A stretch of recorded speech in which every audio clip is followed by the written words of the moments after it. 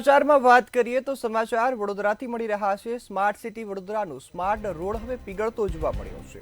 આ મહત્વના સમાચાર વડોદરાથી મળ્યા। સ્માર્ટ સિટી વડોદરાનો સ્માર્ટ રોડ હવે પીગળી ગયો છે। ચોમાસામાં રોડ પીગળવાથી હવે ગુણવત્તા પર અનેક સવાલો ઊભા થતા જોવા મળે છે। ત્યારે તોપ સર્કલ રાજમહેલ રોડ જતો જે રોડ છે તે પીગળી ગયો છે, તેના કારણે હવે સવાલો ઊભા થઈ રહ્યા છે।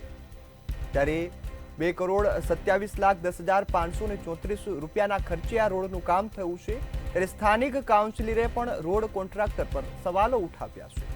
કરોડોનો ખર્ચ છતાં રોડની દુર્દશા છે તે હાલ જોવા જેવી લાગી છે। ત્યારે મહાનગરપાલિકાના સત્તાધીશો પર જે કોન્ટ્રાક્ટર પર આક્ષેપ લગાવ્યા અને જે દ્રશ્યોમાં તમે જોઈ શકો છો કે ચોમાસામાં જ આ રોડ પીગળી ગયો છે તો ઉનાળામાં આ રોડની કઈ સ્થિતિ થતી હશે। ત્યારે તોપ સર્કલ રાજમહેલ રોડ જતો જે રોડ છે તે પીગળી જતા હવે જે ખર્ચ થયો છે તેને લઈ હવે સવાલો ઊભા થયા છે। ત્યારે રસ્તો પીગળતા જે સ્થાનિક લોકો છે તે પરેશાન થતા જોવા મળ્યા। ત્યારે કરોડો રૂપિયાનો ખર્ચ તેમ છતાં ભ્રષ્ટાચારના કારણે હવે આ રોડ છે તે પીગળી ગયો છે। ત્યારે સ્માર્ટ સિટી વડોદરાનો આ રોડ પીગળતા હવે જે કામગીરી કરવામાં આવી છે તેમાં અનેક સવાલો ઊભા થાય છે। ચોમાસામાં જ જો રોડ પીગળી જતો હોય તો તેની ગુણવત્તા કયા પ્રકારની હોય તેનો અંદાજો પણ આપણે લગાવી શકીએ છીએ। ત્યારે હવે આ જે રોડ પીગળી જતા લોકોએ સવાલ ઉઠાવ્યા છે। ત્યારે હવે કાઉન્સિલર દ્વારા પણ સવાલ ઉઠાવવામાં આવ્યા। ત્યારે આ રોડ હવે કરોડો રૂપિયાના ખર્ચે બની ગયો, પરંતુ સ્થાનિક જે લોકોને આ રોડનો લાભ મળે તેવું દેખાતું નથી। સ્થાનિક કાઉન્સિલરે પણ રોડ કોન્ટ્રાક્ટર પર સવાલો ઉઠાવ્યા છે। સ્માર્ટ સિટીના સ્માર્ટ ભ્રષ્ટ સત્તાધીશોના કારણે વડોદરામાં વિકાસ નથી થયો। વડોદરા ખડોદરા થઈ ગયું છે અને ભુવાનગરી થઈ ગઈ છે।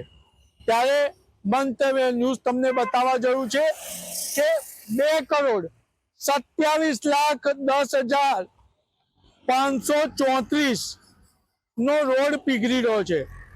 ભ્રષ્ટ સત્તાધીશો ને આની કોઈ અસર નથી અને આપ જોઈ રહ્યા છો સ્ક્રીન પર એમ 2,27,10,534 નો રોડ પીગળ્યો છે। શું કહેશો?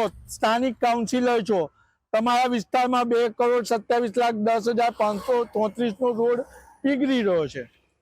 અમારા વિસ્તારમાં તોપથી બરોડા સ્કૂલ બગીખાના નાકા સુધી 2,27,00,000 જે રોડ બનાવવામાં આવેલો અને એવી સ્માર્ટ રોડ તરીકે ઓળખ એવું અમને કહેવામાં આવેલું। આપણે જોઈ શકો છો કે આજે આપણે જે ઊભા છે એના પર જે સિલકોટ કરેલું છે એ પગ ચોટી જાય, બહાર નીકળે નહીં, કોઈ નાનો બાળક જાય, કોઈ સિનિયર સિટીઝન જાય તો એને મુશ્કેલી પડે એવી પરિસ્થિતિ હાલતમાં છે ને એવું બતાવવામાં આવેલું કે આ સ્માર્ટ રોડની આજુબાજુ એવા પેવર બ્લોક લખાવવામાં આવશે કે લોકોની ગાડીઓ પાર્ક થશે। જે પ્રમાણે ફતેહગંજમાં જે રોડ બનાવ્યો છે એ આ ખરાબ રોડ માટે તમે જવાબદાર કોને માનો છો? અમે તો જે તે અધિકારી, જે તે કોન્ટ્રાક્ટર એ લોકોની મિલીભગતના લીધે આવી પરિસ્થિતિ ઊભી થાય છે। તમે જોઈ શકો 2,27,00,000 આપણે ખર્ચો કર્યો હોય અને એનામાં જે કામ હોય કે સેન્ટર ડિવાઈડર લગાવવાનું, સેન્ટર લાઇટિંગ આવે, પછી બાજુમાં પેવર બ્લોક લગાવવાના, તમે જોઈ શકો પેવર બ્લોક કોઈ જગ્યાએ લગાવ્યા નથી। એવું માનો છો કે સત્તાધીશોની આમથી કટકી હશે? તો કામ અધૂરું છે, કામ બાકીને છોડીને જતા રહ્યા છે, પૈસા લઈ લીધા છે। તો આવું તો કેવું કામ કરે છે? જ્યારે પ્રજાના પરસેવાના વેરાના પૈસા આટલી મોટી રકમ લઈ લેતા હોય તો કામ પણ પૂર્ણ કરવું જોઈએ એવી અમારી માગણી છે।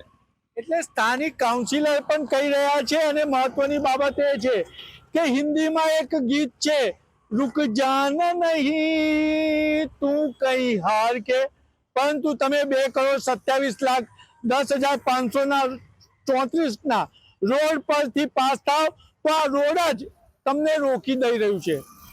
સ્માર્ટ ભ્રષ્ટ સત્તાધીશો હવે તો જાગો।